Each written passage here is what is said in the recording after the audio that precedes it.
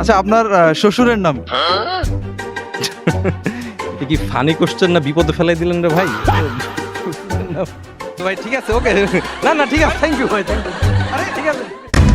কোটি টাকা নাকি প্রিয় মানুষ? আপনাকে যদি বিদেশে যাওয়ার সুযোগ দেওয়া হয় তাহলে কি আপনি দেশেই থাকবেন নাকি বিদেশেই চলে যাবেন? আপনার প্রাক্তন যদি ফিরে আসে তাহলে কি আপনি তাকে গ্রহণ করবেন? আর এখন তো ফুটবলের সিজন, আপনি কোন দল সাপোর্ট করেন? এমনই সব মজাদার ও আকর্ষণীয় প্রশ্ন নিয়ে আমরা চলে এসেছি আমাদের প্রাণের শহর খুলনাতে। আমি তৌফিক আছি আপনাদের সাথে, তো চলুন জেনে নেওয়া যাক সাধারণ মানুষের মাথায় এখন কি চলছে।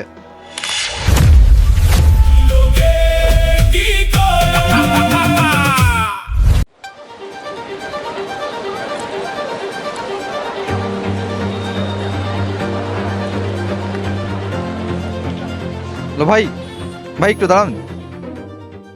Sorry? আপনার সাথে কিছু কথা বলতে পারি? কি বিষয়? এই তো সাম্প্রতিক বিভিন্ন বিষয়ে। তারা কোথা থেকে মানে আসছেন কোথা থেকে? আমরা আসছি যে লোকে কি কয় ইউটিউব চ্যানেল থেকে। আচ্ছা ঠিক আছে, সমস্যা নেই, বলতে পারেন। আচ্ছা ভাই, এখন তো ফুটবলের সিজন, তা খেলা দেখা হয়? হ্যাঁ অবশ্যই, খেলা তো দেখাই হয়। তা ভাইয়া কোন দল সাপোর্ট করেন? অবশ্যই আর্জেন্টিনা। আর্জেন্টিনা ছাড়া তো আর কোনো টিম নাই আসলে ফুটবল খেলার মতো। তা আর্জেন্টিনার 5টা প্লেয়ারের নাম বলতে পারবেন? হ্যাঁ অবশ্যই পারবো। জি বলেন। বর্তমান বললে হবে নাকি আগে থেকে বললেও হবে? হ্যাঁ, রানিং যেটা। রানিং বলাটা টাফ, কারণ আসলে ওইভাবে সবসময় তো দেখা হয় না। তবে ওভারঅল 5টা প্লেয়ার নাম বলতেছি। 1 নম্বরে লিওনেল মেসি, ডি মারিয়া, তারপর হচ্ছে আপনার ডি পল, তারপরে আপনার গোলকিপার নামটাই তো ভুলে গেলাম। যাই হোক, এরকম 3টা হয়েছে না? আচ্ছা ঠিক আছে, আপনাকে এখন আমি যদি বলি যে আপনাকে আমি বেশ কিছু টাকা দেব, সেটার বিনিময়ে আপনাকে দলটা চেঞ্জ করতে হবে, এখন আপনি কত টাকার বিনিময়ে দলটা চেঞ্জ করতে পারবেন? বেশি না, আপনি আমার 20,000 টাকা দিলে আমি দল চেঞ্জ করে ফেলাবো। শিওর? অবশ্যই তাহলে তো আপনি সিজনাল ফ্যান। অবশ্যই সিজনাল ফ্যান। কি দরকার আমার শুধু শুধুই করা? আচ্ছা ভাই, আপনাকে কিছু পার্সোনাল প্রশ্ন করি, করতে পারি? হ্যাঁ পারেন, অবশ্যই পারেন। তা আপনার প্রাক্তন যদি ফিরে আসে তাহলে কি আপনি তাকে গ্রহণ করবেন? না, এটা তো প্রশ্নই আসে না।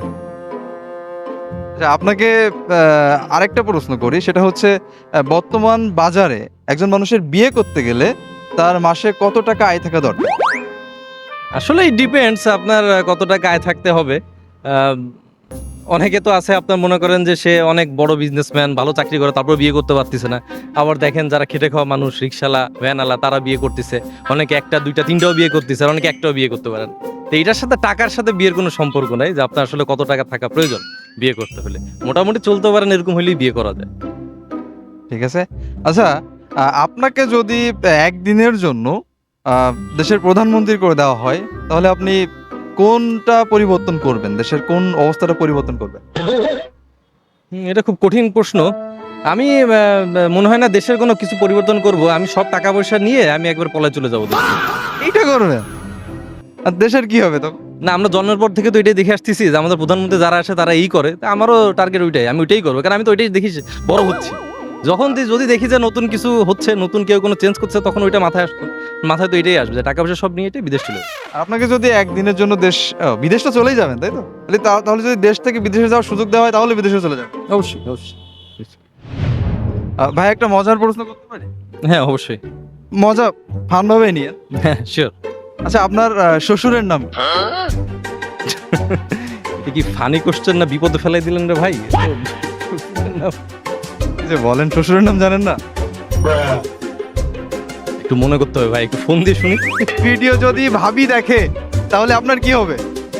ভাবির কাছে ফোন দেন, ফোন দেন। ঠিক আছে ভাই, ঠিক আছে, ওকে। না না ঠিক আছে, থ্যাংক ইউ ভাই, থ্যাংক ইউ। আরে ঠিক আছে, ঠিক আছে।